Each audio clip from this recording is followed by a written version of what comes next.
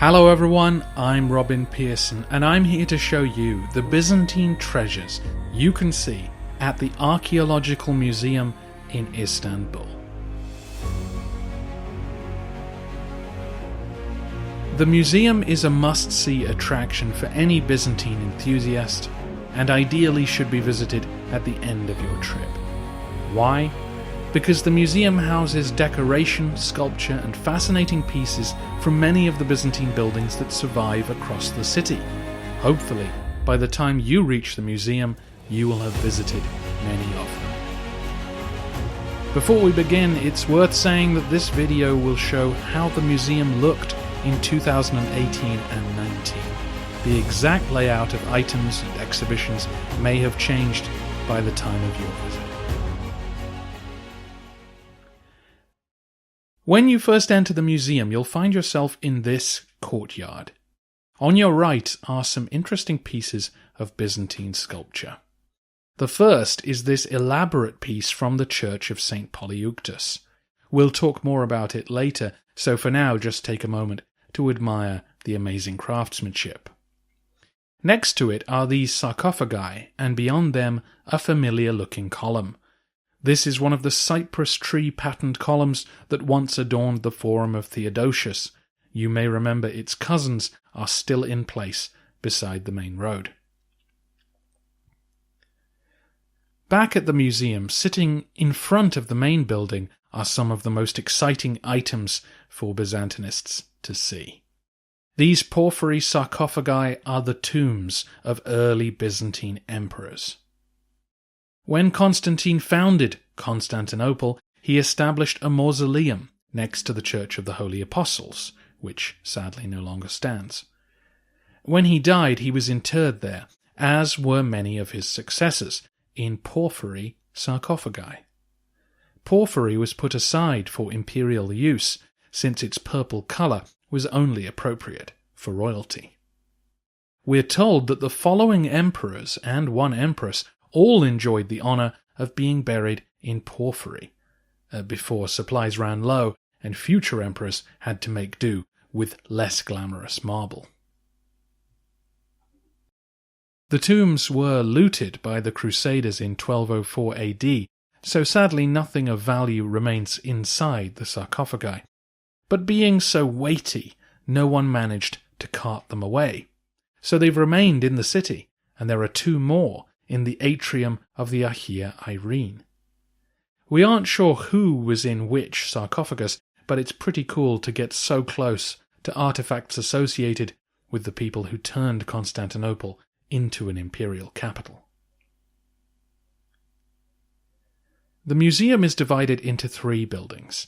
There's the Tile Pavilion, the Museum of Oriental Antiquities, and the Museum of Archaeology, which is in the main building that you're looking at now.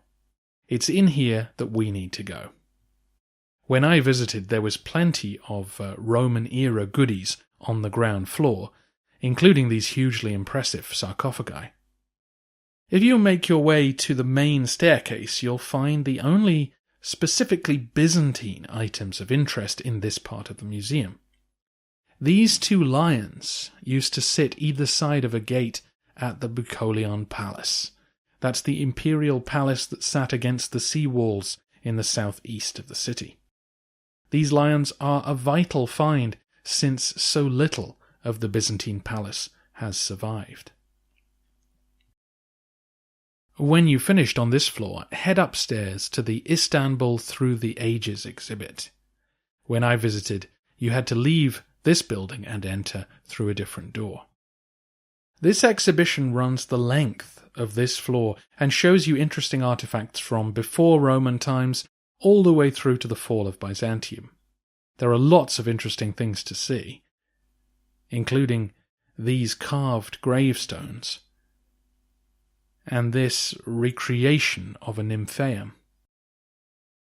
But for our purposes, we'll move on to the Byzantine era.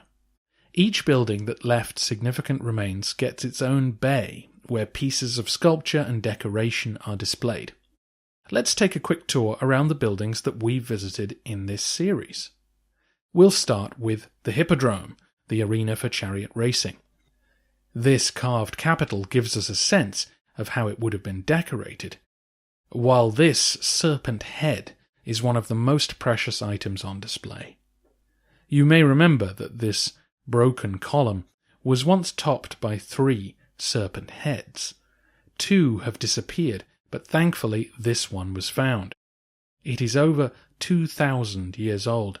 It was part of a gift to the gods to thank them for helping the Greek city-states fight off the Persians. Next we come to some pieces from the Forum of Theodosius. Remember, this was the largest forum in the city, and its remains still litter the side of the road. At the centre of the forum was a gigantic column with a spiral relief showing Theodosius's military victories. You may recall seeing a few pieces of it near the forum itself, now upside down. Here we see another piece showing Theodosius's soldiers in action. The whole forum was filled with statuary, some of it decorative, some of it imperial propaganda. Here we see Theodosius's son, Arcadius. If you're keen to walk the land walls during your visit, you should definitely come to the museum to see some of the decoration that has fallen off over the centuries. Inscriptions once lined every tower, commemorating building work or offering thanks to God, while sculpture often decorated the gates themselves. The most impressive piece is this winged Nike, which once guarded the entrance to a gate in the sea walls. It stands over 8 feet tall. Another building we visited was the Church of the Theotokos Kyriotissa. Excavations uncovered this icon of the presentation of Christ. It's the only surviving Constantinopolitan icon from before the period of iconoclasm, giving us a rare insight into the art of that period. Perhaps even more interesting was the discovery in a long-abandoned chapel of the only surviving piece of art from the Crusader occupation. It was this fresco cycle of the life of St. Francis of Assisi. One of the most impressive bays in this exhibit contains some of the remains of the church of St. Polyeuctus. This church, which no longer stands, was one of the inspirations for the Hagia Sophia.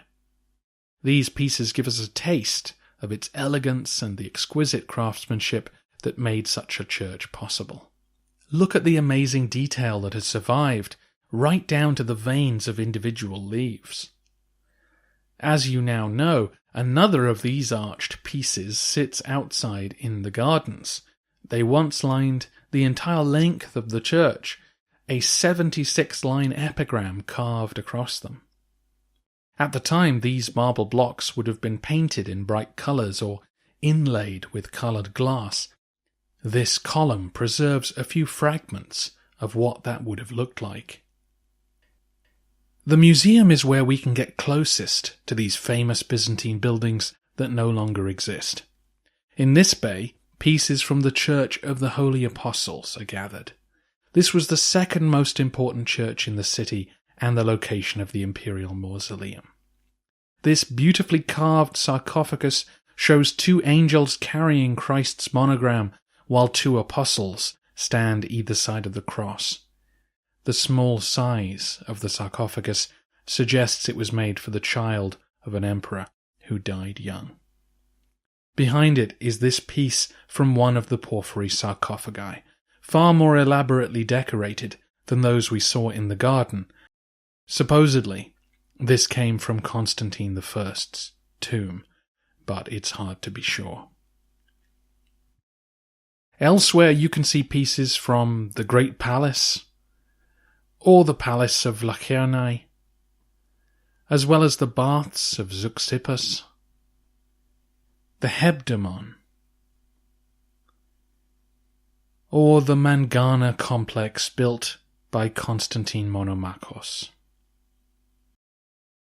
Another interesting piece is this tiny bit of a porphyry statue. You can see from the image behind it that it was once part of a larger sculpture. The rest of the sculpture now sits on a corner of the facade of St. Mark's Church in Venice. The sculpture of 4 emperors embracing was part of the loot taken home by the Crusaders who sacked Constantinople in 1204 AD.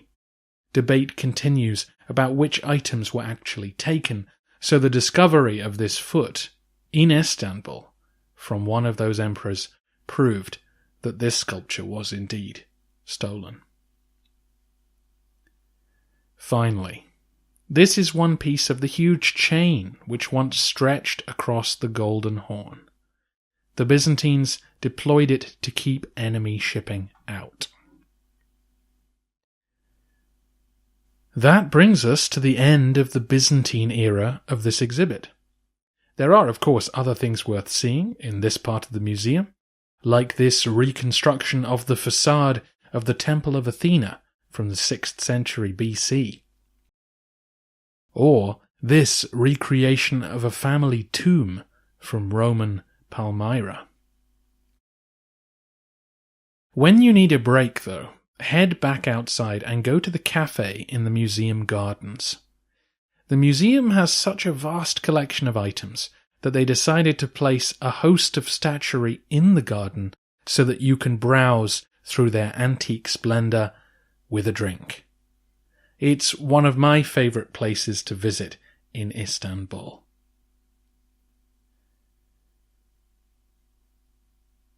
A chance to immerse yourself in the sculpture of another world. Most prominent amongst these pieces is this Gorgon head, which stares impassively at passing visitors. You may have recognized the similarity between this sculpture and the famous Gorgon heads which hold up columns at the Basilica Cistern. This head was found near the Forum of Constantine, leading scholars to suspect that these heads may have been, well, head-hunted by Constantine himself. When he founded the city, Constantine scoured the empire for impressive statuary to decorate his new capital, and these heads clearly had the potential to catch the eye of his scouts. Perhaps they adorned a pagan temple somewhere within shipping distance. Elsewhere you can find this Roman mile marker from the time of Septimius Severus, or this huge block of porphyry, which may be from one of the city's forums. There are so many items to look at, it would be lovely to have the time to discover more about them.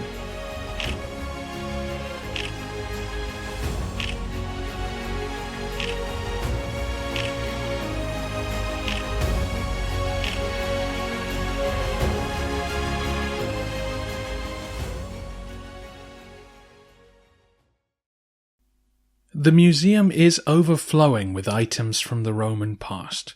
You can find more pieces outside of the main entrance to the museum, including more Byzantine sarcophagi. You'll need to leave plenty of time to explore the whole museum. The Oriental Antiquities section has its own selection of stunning items for you to enjoy. The important thing to remember, of course, is that a museum is a very serious place, and not somewhere to mess around in. Anyway, that brings us to the end of our project. I am eternally grateful to the kind donors who made the journey to Istanbul possible. It was the trip of a lifetime, and I am now able to offer tours to those who would like to see the Byzantine sites for themselves. Contact me for more details. My email is in the description below. I would say that for anyone interested in Byzantium, a trip to Istanbul is essential. And I hope these videos have given you some insight into the amazing things that remain and are waiting for you to discover.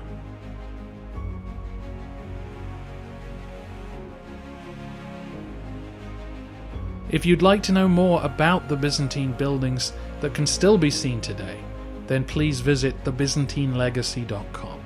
It's a fantastic website providing breakdowns of each site, and there you'll find most of the still images and sketches used in these videos.